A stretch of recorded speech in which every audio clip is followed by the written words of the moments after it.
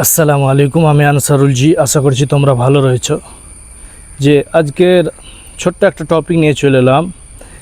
যে উপরে এই আইডিটা দেখছো, সাফান শেখ ভাই, তোমার এই আইডিতে যে এখানে দেখছো ভিউজ, এঙ্গেজমেন্ট, তারপর তোমার যে প্রফেশনাল ড্যাশবোর্ডটা শুধু রেড হয়ে গেছে। এর কারণ যে তুমি সময় মতো ভিডিও আপলোড করো না, সময় মতো তুমি লাইভে আসো না, সময় মতো পোস্ট করো না, সময় মতো ফটো আপলোড করো না।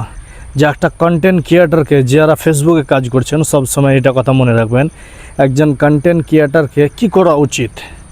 সর্বপ্রথম 10 থেকে 13, 14, 15 সেকেন্ডের রিল আপলোড করেন ডেইলি, একটা থেকে দুটা একটা সময় নির্ধারিত করলেন যে আমি সকাল 8টায় ছাড়লাম, দুপুরবেলায় 2টায় একটা বানালাম।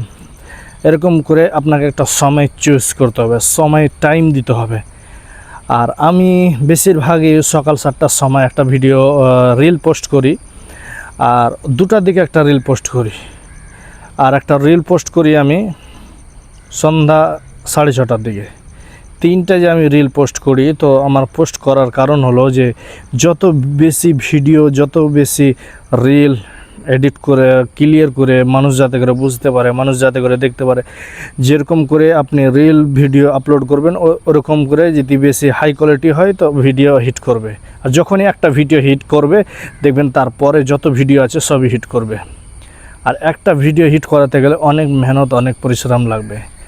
আর সব থেকে বড়ো কথা যে এগুলোকে সাফান ভাই, তুমি যদি চাও কি এগুলোকে আমি রেড থেকে আমি গ্রিন করব, তো গ্রিন করার কারণ শুধু একটাই যে তুমি সময় মতো ডেইলি একটা করে ফটো আপলোড করো, তারপরে একটা লং ভিডিও আপলোড করো। লং ভিডিও কেমন, যেমন আমি এখন ক্যামেরার সামনে যে কথা বলছি কি হ্যালো গাইজে, মানে যে কোনো একটা লোকেশনে চলে যাও, যে কোনো জায়গাতে চলে যাও, ওই জায়গাটাকে নিয়ে একটা কন্টেন্ট বানাও, 15 সেকেন্ড, 20 সেকেন্ড, 30 সেকেন্ড, 40 সেকেন্ডে ওই কন্টেন্টটা নিয়ে তুমি আপলোড করে দাও।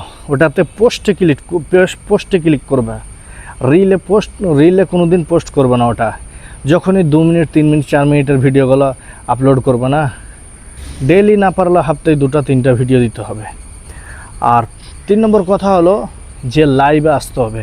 ফেসবুক কোম্পানির একটা রুলস আছে, ফেসবুক কোম্পানির একটা গাইডলাইন আছে, গাইডলাইনকে ফলো করতে হবে। যেন সপ্তাহে 1 দিন লাইভে আসতে হবে, মাসে 4 দিন লাইভে আসতে হবে, আর